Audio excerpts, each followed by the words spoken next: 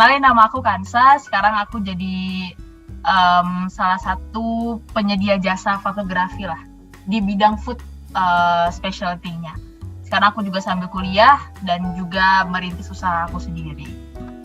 Ada dua aspek penting yang teman-teman harus tahu banget nih mengenai food fotografi.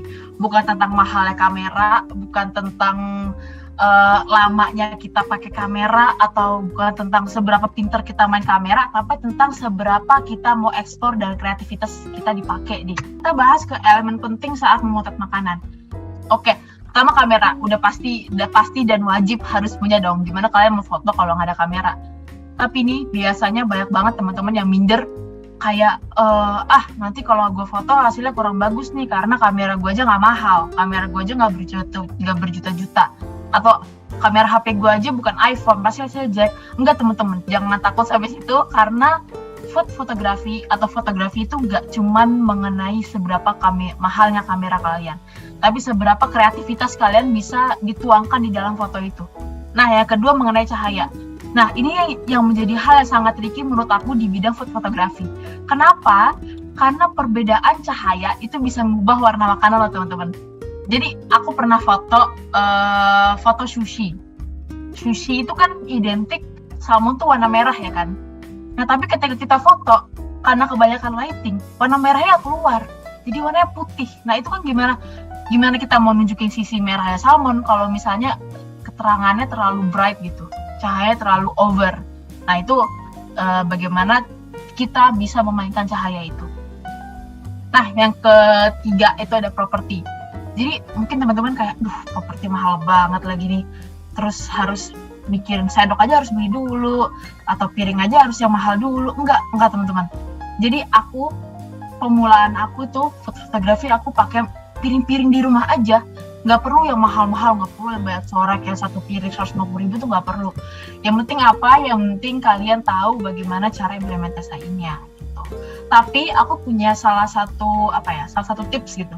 Kalau kalian mau beli misalnya, kayaknya properti di rumah kurang banget nih gitu, jelek banget ya, terlalu banyak coraknya Dora lah atau apa gitu kan, kita bisa beli dulu properti basic, yaitu kayu. Kenapa kayu? Karena dari sekian banyak properti yang aku punya, kayu itu paling banyak aku gunain.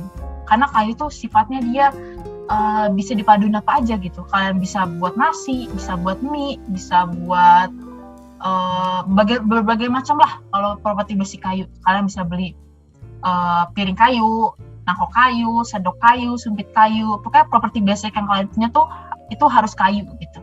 Yang kedua, background. Soalnya background juga hal penting menurut aku. Nah, yang ketiga itu properti tambahan. Kalau properti tambahan ini itu lebih ke bagian-bagian fresh. Misalnya teman-teman itu mau foto dimsum.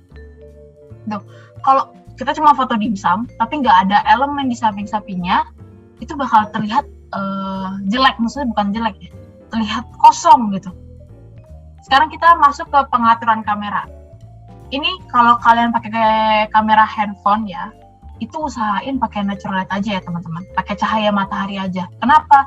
Karena kalau kalian pakai lighting eksternal itu akan terlihat kurang baik gitu. Karena kan biasanya kalau kita pakai handphone itu kita lebih milih udah pakai auto aja, nggak usah manual, nggak usah harus setting banyak hal gitu.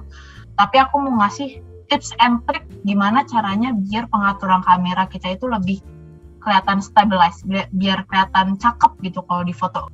Nah, yang pertama ada aperture. Aperture itu suatu bukaan. Semakin angkanya kecil, semakin 1,8 itu maka blurnya di belakangnya makin ngeblur gitu. Tapi semakin angkanya besar, f7 gitu, kita ambil f7, maka semuanya itu nggak ada yang blur.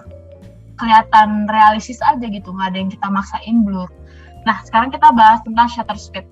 Jadi semakin kecil angka shutter speed, maka itu ada kemungkinan kalau goyang dikit itu bisa ngeblur objek yang kita foto. Sama halnya kayak food fotografi gitu juga. Aku kasih tips kalian kalau mau ngambil food fotografi itu minimal banget 1/160. Jangan di bawah itu. Karena kalau di bawah itu ada kemungkinan kalian goyang sedikit kameranya itu bisa ngeblur. Nah, kita bahas ke ISO.